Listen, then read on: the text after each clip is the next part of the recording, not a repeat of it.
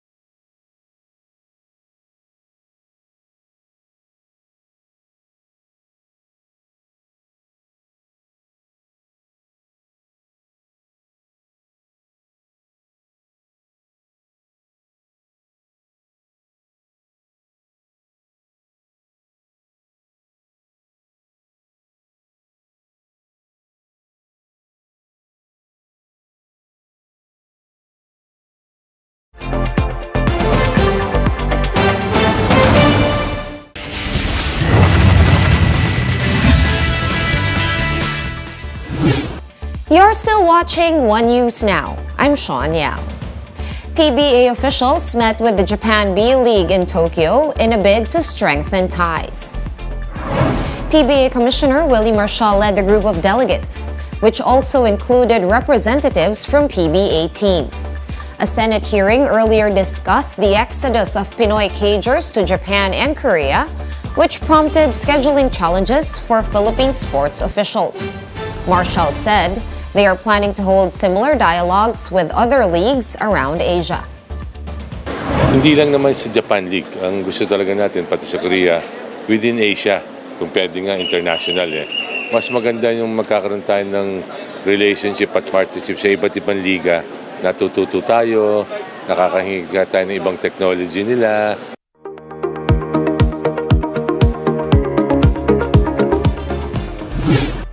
South Korea broke its own record for having the lowest fertility rate in the world.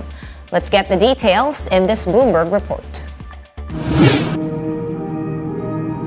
South Korea just broke its own record again for having the lowest fertility rate in the world. The government even tripled cash handouts to new parents to try and boost the numbers. Let's go to a reporter in Seoul.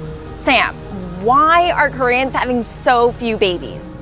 I think the biggest reason is because women are finding it very difficult to manage both childcare and their careers. If you look at the stats from the OECD, the number of women that drop out of the labor force very quickly is very, very high in Korea, along with Japan.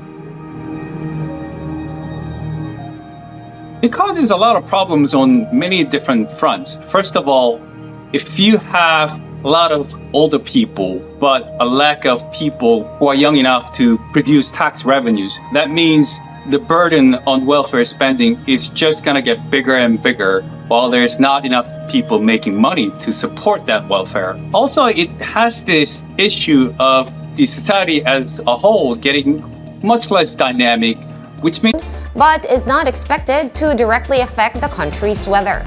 However, it will be enhancing the southwest monsoon, which could bring rains over some parts of Luzon and the Visayas. President Marcos says he is open to revisiting the billion peso estate tax case against his family. In an interview with TV host Tony Gonzaga, Marcos Jr. said his family was not given a chance to air their side. And the coffin of the late Queen Elizabeth II has arrived at Charles III, and other senior members of the royal family were there to receive the coffin.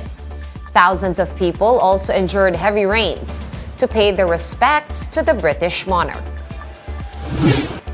For more updates, visit News 5, The Philippine Star, and Business World online. Visit our website, onenews.ph, for more in-depth analysis.